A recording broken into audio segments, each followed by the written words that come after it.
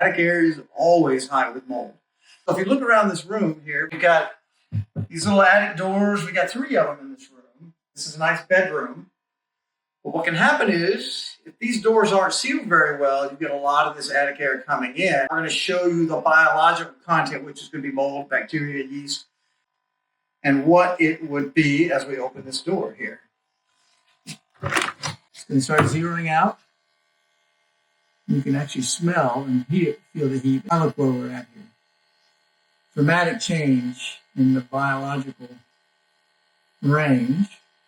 Well, anywhere from 120 to 95. We built this door, insulated it with weather stripping. That's much improved weather stripping. And when it closes, you've got these sash locks that compress the door closed. We really want to isolate that attic air.